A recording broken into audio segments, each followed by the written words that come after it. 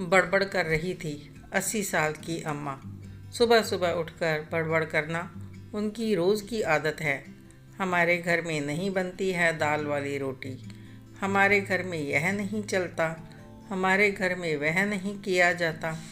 सुबह 4 बजे उठ जाती है अम्मा। पूजा पाठ हवन मंत्र सबके खाने में रोक टोक, सोने जागने पर रोक टोक, सबके जीने के स्तर पर रोक टोक। पड़ोस में रहती हूँ ना मैं, और मेरी खिड़की उनके आंगन में खुलती है, इसलिए ना चाहते हुए भी सारी की सारी बातें मेरे कान में पड़ती रहती हैं। अम्मा की बड़ी बेटी अक्सर आती है और महीना भर रह जाती है। घूमती है अम्मा के पीछे पीछे, उनका अनुसरण करती हुई। आंगन में बेटी की आवाज़ गूंजी, अम्मा पानी उबल गया है, अब चाय पत्ती और चीनी डाल दूँ? नहीं, थोड़ा सा और उबलने दो। अम्मा अखबार पढ़ते हुए बोली। मुझे हंसी आ गई कि 60 साल की बेटी माँ से चाय बनाना सीख रही थी। अम्मा चाहती है कि सभी पूरी उम्र उनके सामने बड़े ही ना हों। हाँ, अब चाय डाल दे, चीनी और दूध भी, 2-3 उबाल आने दे। हाँ, अब ले आ। अम्मा की कमज़ोरी मैं हर रोज़ महसूस करती हूँ। 80 साल की अम्मा नहीं चाहती कि कोई अपनी इच्छा से सांस भी ले। बड़ी बहू कुछ साल साथ रही, फिर अलग चली गई। बेटे के अलग होने पर अम्मा ने जो रोना धोना शुरू किया, उसे देखकर छोटा लड़का डर गया। वह ऐसा घबराया कि उसने अम्मा को कुछ भी कहना छोड़ दिया। दुकान के भी हर एक काम में अम्मा का पूरा दखल था। नौकर कितनी तनख्वाह लेता है, इसका पता भी छोटे लड़के को नहीं था। अम्मा ही तनख्वाह बांटती। छोटे बेटे का परिवार हुआ। बड़ी समझदार थी उसकी पत्नी जब आई थी। अच्छे खाते पीते घर की लड़की थी, लेकिन अब 18 साल में एकदम फूहड़ गंवार बनकर रह गई है। अम्मा बेटी के साथ बैठकर चुहल करती तो मेरा मन उबलने लगता, गुस्सा आता मुझे। कैसी औरत है यह?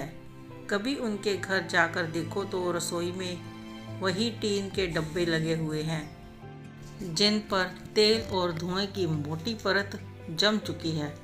बहू की क्या मजाल कि जो नए सुंदर डिब्बे लाकर रसोई में सजा ले, उनमें दालें मसाले डाल ले। मर्जी अम्मा की और फुहड़ता का लेबल बहू के माथे।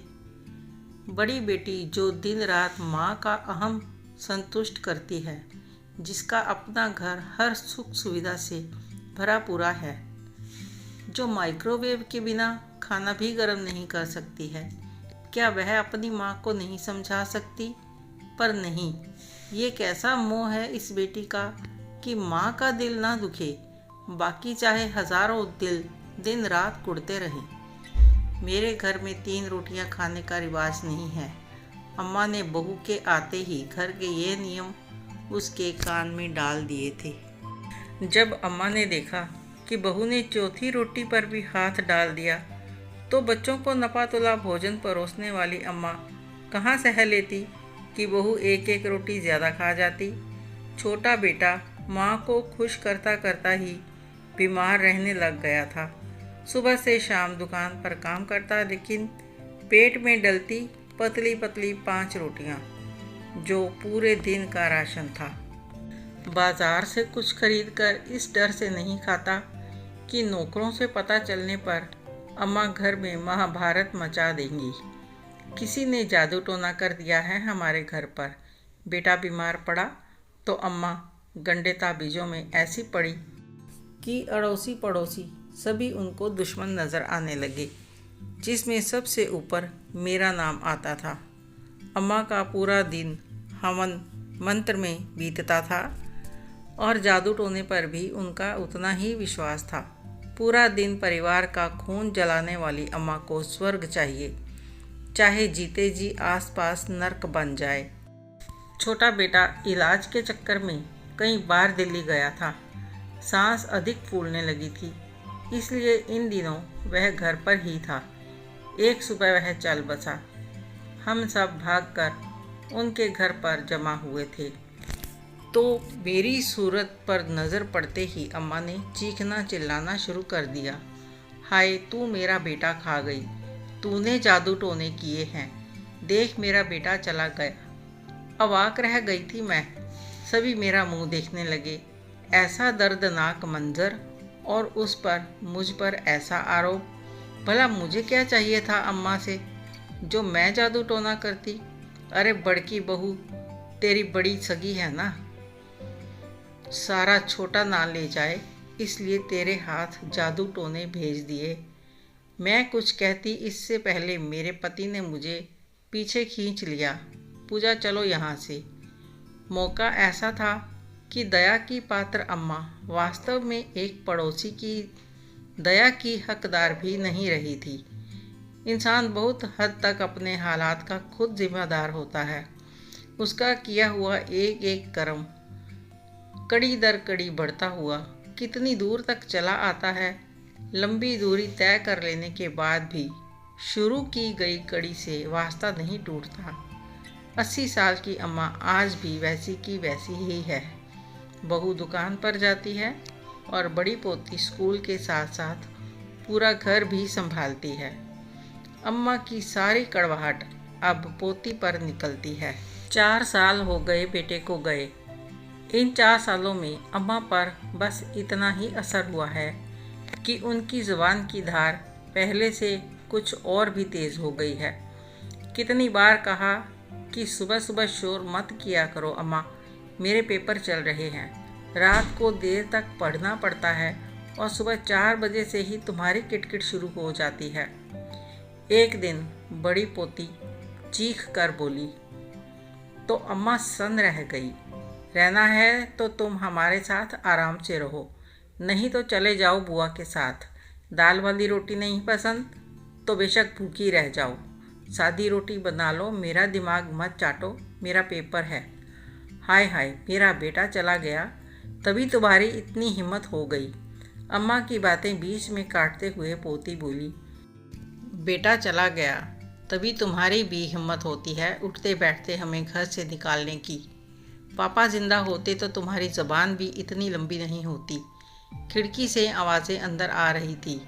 अपने बेटे को कभी पेट भर कर खिलाया होता तो आज हम भी बाप को ना तरसते। अम्मा, इज्जत लेना चाहती हो तो इज्जत करना भी सीखो। मुझे पापा मत समझना, मैं नहीं सहूँगी। समझी ना तुम? शायद अम्मा ने पोती पर हाथ उठाया था जिसे पोती ने रोक लिया था। मुझे तो उस बच्ची पर तरस आता था, लेकिन अब थोड़ी खुशी भी हो रही थी कि इस बच्ची को विरोध करना भी आता था। पेपर ख़त्म हुए और एक दिन फिर से घर में कोहराम मच गया। मैंने घबराकर खिड़की में से देखा। चमचमाते हुए 3 छोटे ट्रंक आंगन में पड़े थे जिन पर अम्मा चीख रही थी। दुकान से पैसे लेकर खर्च जो कर लिए थे। घर में इतने ट्रंक हैं, फिर इनकी क्या ज़रूरत थी? होंगे, मगर मेरे पास नहीं है और मुझे अपना सामान रखने के लिए चाहिए। अम्मा कुली का हाथ रोक रही थी तो पोती ने अम्मा का हाथ झटक दिया था और बोली, चलो भैया, ट्रंक अंदर रखो।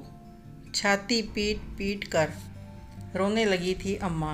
पोती ने लगे हाथों रसोई में जाकर टीन के सभी डिब्बे बाहर लाकर पटके, जिन्हें बाद में कबाड़ी वाला ले गया। पोती ने नए सुंदर डब्बे धोकर सामने मेज़ पर सजा दिए थे। अम्मा ने फिर मुंह खोला तो इस बार पोती शांत स्वर में बोली, पापा कमा कमा कर मर गए, क्या मेरी माँ भी कमा कमा कर तुम्हारी झोली ही भरती रहेगी? हमें जीने कब दोगी अम्मा? जीते जी जीने दो अम्मा, हम पर कृपा करो। पोती की इस बगावत से अम्मा सन्न थी। वे सुधरेंगी या नहीं मैं नहीं जानती, मगर इतना ज़रूर जानती हूँ कि अम्मा के लिए यह सब किसी प्रलय से कम नहीं था। सोचती हूँ कि इतना विरोध अगर छोटे बेटे ने भी कर दिखाया होता तो इस तरह का दृश्य नहीं होता जो अब इस घर का है। कुछ दिन और बीत गए। 20 साल की पोती धीरे धीरे मुंहजोर होती जा रही थी। अपने ढंग से काम करती और अम्मा का जायज़ मान सम्मान भी नहीं करती। हर रोज़ घर में तू मैं होती। बच्चों के खाने पीने में अम्मा की सदा की रोक टोक, भला पोती सहे भी क्यों। भाई को भर पेट खिलाती है, कई बार थाली में कुछ छूट जाए तो अम्मा चीखने लगती है। कम डालना था थाली में तो इतना ज़ाया ना होता। तुम मेरे भाई की रोटियां मत गिना करो अम्मा, बढ़ता बच्चा है, कभी भूख ज़्यादा भी लग जाती है। तुम्हारी तरह मैं पेट नाप नाप कर खाना नहीं बना सकती।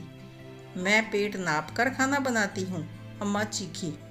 तुम्हें नहीं पता, घर में तुम ही ने 2 रोटी का नियम बना रखा है ना। और पेट नाप कर बनाना किसे कहते हैं।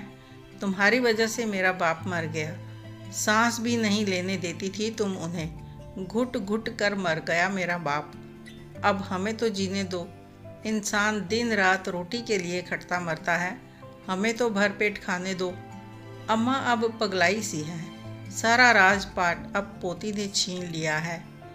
ज़रा सी बच्ची अब एक गृह स्वामिनी बन गई। रोती रहती है अब अम्मा, सभी को दुश्मन बना चुकी है। कोई उनसे बात नहीं करता, पोती को कोसना घटता नहीं। अपनी भूल वह अब तक नहीं मानती। 80 साल की हो चुकने के बाद भी उन्हें बैराग नहीं सूझता। सबसे बड़ा नुकसान तो पंडितों का हुआ है, जो अब यज्ञ हवन के बहाने अम्मा से पूरी हलवा उड़ाने नहीं आ पाते। जब भी कोई भटक कर आ पहुँचे तो पोती झटक देती है, जाओ आगे जाओ, हमें बख्शो। आपको यह कहानी कैसी लगी कमेंट में ज़रूर बताएं। अच्छी लगी हो तो लाइक करें, शेयर करें, सब्सक्राइब ज़रूर करें। धन्यवाद।